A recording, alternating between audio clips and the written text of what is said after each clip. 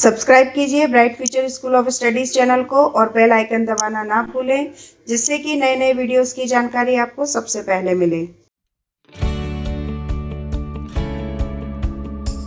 Bright future school of studies. Hello dear students, welcome to Bright Future School of Studies online classes. Dear students, today we will study about functioning of Indian democracy and it is part 7 of this chapter. Clear? Today we will study about the Council of States, which is also called Rajya Sabha, the upper house of the parliament. As I told in the previous videos, you know very well that our union legislature is not unicameral, it is bicameral. Bicameral, it means it is consisted of two houses, lower house and upper house, or we can say that House of the People and Council of States, or Lok Sabha and Rajya Sabha. Dear friends, both the houses of parliament are similar in functioning, but there is too much difference in both the houses of parliament. Lok Sabha is not a permanent house of the parliament. It is dissolved automatically after 5 years of its tenure. जैसे ही 5 साल का कार्यकाल लोकसभा का पूरा हो जाता है, Lok Sabha dissolve हो जाती है, फिर से इलेक्शंस होते हैं, फिर से लोग अपने रिप्रेजेंटेटिव्स इलेक्ट करते हैं और फिर न्यू लोकसभा फॉर्म होती है, न्यू मेंबर्स उसमें शामिल होते हैं। जबकि राज्यसभा का केस डिफरेंट है। राज्यसभा और council of states is the permanent house of the legislature और यूनियन लेजिस्लेचर, और वी कैन से पार्लियामेंट का परमानेंट हाउस होता है Rajya Sabha, because it can't be dissolved ever, ये कभी भी भंग नहीं हो सकता है। इसका एक रीजन है, हर in every 2 years 1/3 members of Council of States gets retired and after that new elections are held for the selection of new members. Clear? हर 2 साल के बाद में राज्यसभा के 1/3 सदस्य की सेवानिवृत्ति हो जाती है। क्लियर? उनका कार्यकाल खत्म हो जाता है। इस वजह से हर 2 साल में 1/3 मेंबर्स के लिए, 1/3 सदस्यों के लिए फिर से इलेक्शंस कंडक्ट किए जाते हैं और ये प्रोसीजर कंटिन्यूअसली चलता रहता है। इसलिए राज्यसभा यानी कि काउंसिल ऑफ स्टेट्स को permanent house of the parliament बोला जाता है। क्लियर? दूसरा डिफरेंस दोनों ही हाउसेस के बीच में है, numbers, maximum numbers of members.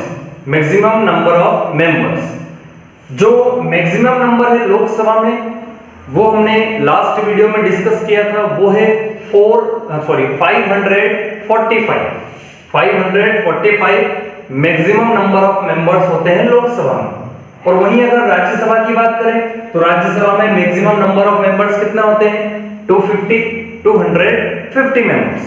Clear? वहीं अगर इलेक्शन प्रोसीजर की बात करें तो लोकसभा के जो मेंबर्स होते हैं, the members of Lok Sabha are directly elected by the people of the country. Direct elections के थ्रू लोग डायरेक्टली चुनते हैं अपने रिप्रेजेंटेटिव्स को, कहा लोकसभा में, इसीलिए उसको क्या बोलते हैं? House of the people. लेकिन काउंसिल ऑफ स्टेट्स के केस में डायरेक्ट इलेक्शन नहीं होता है, इनडायरेक्ट इलेक्शन होता है। काउंसिल ऑफ स्टेट्स इंडिया के फेडरल सिस्टम को रिप्रेजेंट करती है। इस वजह से काउंसिल ऑफ स्टेट्स में जो पावर्स है वो होती है किसके पास? Legislative assemblies of different states, जिसको हम विधानसभा बोलते हैं। यानी कि काउंसिल ऑफ स्टेट्स के इलेक्शन प्रोसीजर लेजिस्लेटिव असेंबलीज में कंडक्ट किए जाते हैं और लेजिस्लेटिव असेंबलीज जो हैं अलग अलग स्टेट्स की, उन लेजिस्लेटिव असेंबलीज के जो मेंबर्स होते हैं वो काउंसिल ऑफ स्टेट्स के मेंबर्स को इलेक्ट करते हैं।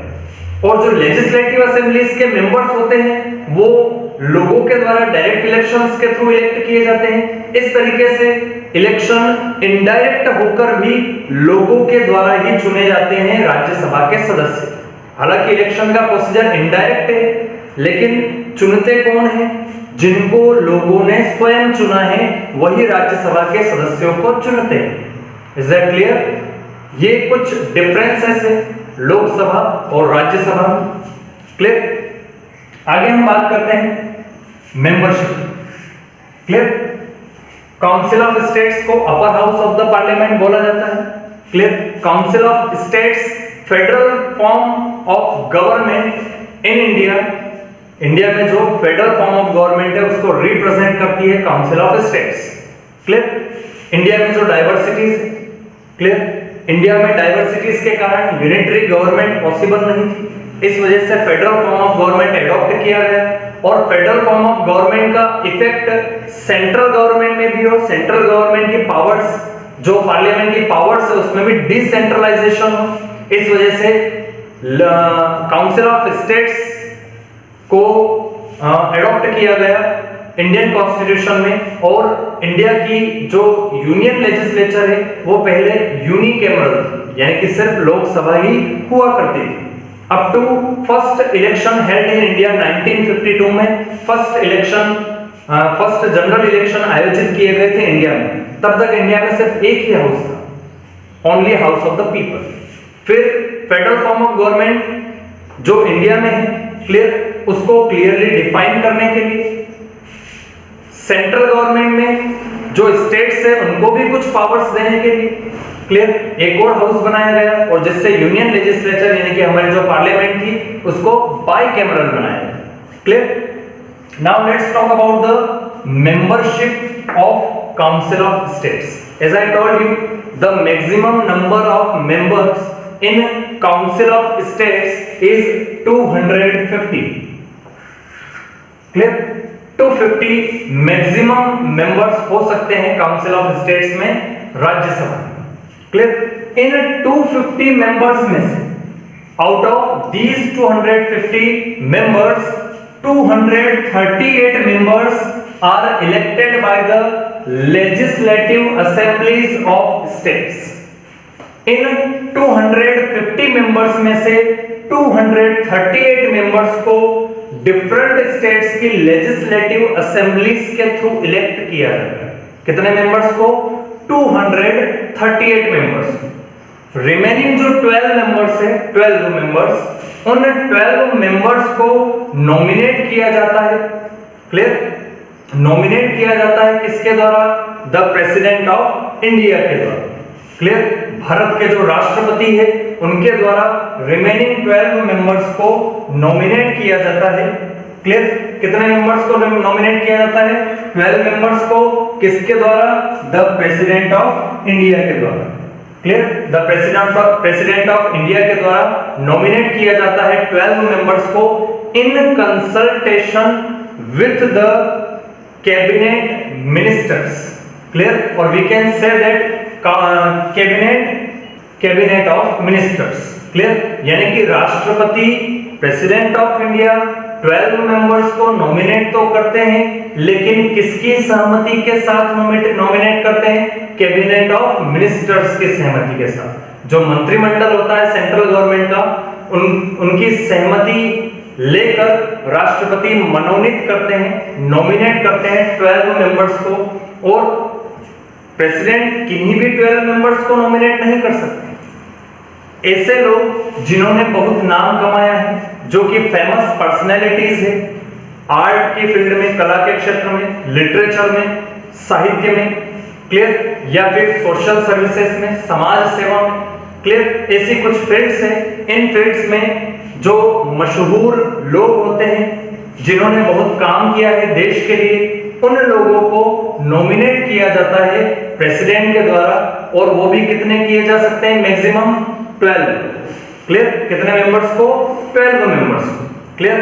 फॉर एग्जांपल सचिन तेंदुलकर को नॉमिनेट किया गया था as a member of Rajya Sabha, क्योंकि उन्होंने खेलों में देश का प्रतिनिधित्व किया और काफी फेमस पर्सनैलिटी बने। क्लियर? अभी कुछ दिन पहले ही फॉर्मर CJI, क्लियर, यानी कि पूर्व मुख्य न्यायाधीश उच्चतम न्यायालय के। Clear? Chief justice of India, chief justice of India उन्हें बोला जाता है जो कि सुप्रीम कोर्ट के चीफ जस्टिस होते हैं, उनको CJI बोला जाता है, chief justice of India. Clear? तो जो फॉर्मर CJI थे मिस्टर रंजन गोगोई, मिस्टर रंजन गोगोई जिन्होंने एक बहुत बड़ा फैसला सुनाया था और देश की बहुत सेवा की अलग अलग फील्ड में। क्लियर? और रिटायरमेंट के बाद में प्रेसिडेंट के द्वारा उनको नॉमिनेट किया गया और वो अब क्या बन चुके हैं? अ member of council of states. Clear? तो इस तरीके से 12 मेंबर्स को नॉमिनेट किया जाता है प्रेसिडेंट के द्वारा। क्लियर?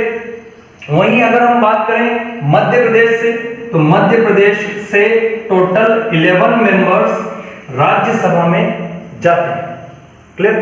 कितने members? 11 members are elected from Madhya Pradesh in the council of states। कितने मेंबर्स हैं मध्य प्रदेश से काउंसिल ऑफ स्टेट्स में? 11 मेंबर्स। क्लियर? वहीं अगर हम बात करें क्वालिफिकेशंस की, इफ यू रिमेंबर हमने लास्ट वीडियो में लोकसभा के मेंबर्स की क्वालिफिकेशंस डिस्कस की थी और वहीं मैंने आपको राज्यसभा के मेंबर्स की क्वालिफिकेशंस भी एक्सप्लेन कर दी थी। मैंने आपको बताया था कि दोनों की ही क्वालिफिकेशंस एग्जैक्टली सेम है, सिर्फ एक पॉइंट को छोड़। लोकसभा में मिनिमम एज 25 इयर्स होती है, यानी कि लोकसभा का मेंबर बनने के लिए मिनिमम एज कितनी होना चाहिए? 25 इयर्स और मोर। और वहीं राज्यसभा का मेंबर बनने के लिए यानी कि काउंसिल ऑफ स्टेट्स का मेंबर बनने के लिए मिनिमम एज 30 इयर्स और मोर। मिनिमम एज 30 इयर्स होती है या इससे ज्यादा होना चाहिए। बस यही डिफरेंस है दोनों के मेंबर्स की क्वालिफिकेशंस में, otherwise remaining all the qualifications are same. Clear? Keep it in your mind that minimum age for the member of Lok Sabha is 25 years and the minimum age for the member of Council of States is 30 years. 30. Clear? Keep it in your mind. Otherwise, all the remaining qualifications are same. Is that clear? Let's talk about the procedure for election of members in the Council of States. Clear? जो election होता है council of states के members का, वो proportional representation system के through होता है। Clear? Proportional representation system. अब ये सिस्टम क्या होता है हम आगे डिस्कस करेंगे। As I told you, election indirect election होता है, यानी कि directly people council of states के मेंबर्स को इलेक्ट नहीं करते हैं, बल्कि जो डिफरेंट लेजिस्लेटिव असेंबलीज हैं, लेजिस्लेटिव असेंबलीज के जो मेंबर्स होते हैं यानी कि एमएलएस क्या करते हैं? काउंसिल ऑफ स्टेट्स के मेंबर्स के इलेक्शन में पार्टिसिपेट करते हैं और मेंबर्स को इलेक्ट करते हैं। और जो सिस्टम होता है वो प्रोपोर्शनल रिप्रेजेंटेशन सिस्टम होता है। प्रोपोर्शनल रिप्रेजेंटेशन सिस्टम का मतलब ये है कि जिस लेजिस्लेटिव असेंबलीज में सीट्स ज्यादा होंगी वहां से ज्यादा मेंबर्स काउंसिल ऑफ स्टेट्स के इलेक्ट होकर जाएंगे। क्लियर? सबसे ज्यादा सीट्स कौन सी लेजिस्लेटिव असेंबली में है? किस स्टेट की लेजिस्लेटिव असेंबली में है? सबसे ज्यादा सीट्स उत्तर प्रदेश की लेजिस्लेटिव असेंबली में है। क्लियर? इसी वजह से सबसे ज्यादा काउंसिल ऑफ स्टेट्स के मेंबर्स भी कहां से है? उत्तर प्रदेश से। क्लियर? सबसे ज्यादा मेंबर्स कहां से हैं? उत्तर प्रदेश से हैं। अब आपको यह फाइंड आउट करना है कि उत्तर प्रदेश की लेजिस्लेटिव असेंबलीज की में कितनी सीट्स हैं, यानी कि कितने मैक्सिमम नंबर्स ऑफ एमएलएस होते हैं, और वहां से ये तो मैंने आपको बता दिया है कि सबसे ज्यादा मेंबर्स काउंसिल ऑफ स्टेट्स में कौन से स्टेट से है? उत्तर प्रदेश से है। तो कितने members? Clear? It's your task. Clear? अब बात करते हैं officers of council of states. Clear? अभी हमने बात की election procedure for the members of council of states. एक और चीज ध्यान रखना कि जो टेन्योर है काउंसिल ऑफ स्टेट्स का या काउंसिल ऑफ स्टेट्स के मेंबर्स का, वो कितना होता है? 6 इयर्स। काउंसिल ऑफ स्टेट्स के मेंबर्स का जो कार्यकाल होता है वो कितना होता है? 6 इयर्स होता है। जबकि जो हाउस ऑफ द पीपल है यानी कि लोकसभा है उसके मेंबर्स का टेन्योर कितना होता है 5 इयर्स। क्लियर। अब बात करते हैं officers of council of states. Clear. You know very well to conduct business in a particular house it is important to have a chairperson in the house, a chairman in the house. Clear. House में chairman का होना बहुत जरूरी है ताकि वो house का business properly conduct कर सके। Clear? As I told you in the previous video, the Vice President of India is the ex officio chairperson of Council of States. यानी कि हमारे देश के उपराष्ट्रपति जो होते हैं वो काउंसिल ऑफ स्टेट्स के चेयरपर्सन होते हैं। क्लियर। जैसे कि हाउस ऑफ द पीपल में लोकसभा में चेयरपर्सन जिसको स्पीकर बोला जाता है, लोकसभा स्पीकर, उसके लिए इलेक्शन होता है। इलेक्शन हाउस में ही होता है और लोकसभा के मेंबर्स ही अपने ही बीच में से, क्लियर, अपने ही साथियों में से एक को क्या इलेक्ट करते हैं, स्पीकर इलेक्ट करते हैं और वहीं एक वाइस स्पीकर को भी इलेक्ट किया जाता है। लेकिन राज्यसभा में चेयरपर्सन का इलेक्शन नहीं होता है क्योंकि ऑलरेडी दोनों हाउसेस मिलकर किसका इलेक्शन कंडक्ट करते हैं, वाइस प्रेसिडेंट। हमने बात की थी election of president and election of vice president. Clear. Vice president का इलेक्शन दोनों हाउसेस मिलकर करते हैं, लोकसभा एंड राज्यसभा, और जो वाइस प्रेसिडेंट होते हैं इंडिया के वो एक्स ऑफिशियो चेयरपर्सन होते हैं किसके, राज्यसभा के। यानी कि राज्यसभा के जो चेयरपर्सन होते हैं वो इंडिया के वाइस प्रेसिडेंट होंगे। इंडिया के वाइस प्रेसिडेंट प्रेजेंटली कौन है, mister Venkaiah Naidu. Mister Venkaiah Naidu is the vice president of India and he is so also the chairperson of council of states. Clear. Chairperson के अलावा एक वाइस चेयरपर्सन भी होते हैं राज्यसभा में और वाइस चेयरपर्सन का भी टेन्योर 6 इयर्स का होता है। जो राज्यसभा के मेंबर्स होते हैं उनमें से ही एक मेंबर को रिमेनिंग मेंबर्स क्या करते हैं, इलेक्ट करके वाइस चेयरपर्सन बनाते हैं और वाइस चेयरपर्सन वाइस प्रेसिडेंट जो कि चेयरपर्सन होते हैं राज्यसभा के, उनकी एब्सेंस में जो हाउस है, अपर house of the parliament, council of states है, हाउस का बिजनेस क्या करते हैं, कंडक्ट करते हैं। और जो चेयरपर्सन होते हैं यानी कि वाइस प्रेसिडेंट होते हैं जो कि चेयरपर्सन होते हैं राज्यसभा के, उनके जो फंक्शंस हैं वो सिमिलर होते हैं। किसके सिमिलर, स्पीकर ऑफ लोकसभा, यानी कि हाउस का बिजनेस कंडक्ट करवाना, टाइम अलॉटमेंट देना, डिफरेंट टॉपिक्स पे डिफरेंट मेंबर्स को टाइम अलॉट करना। Clear. So this is the officers of council of states. Is that clear?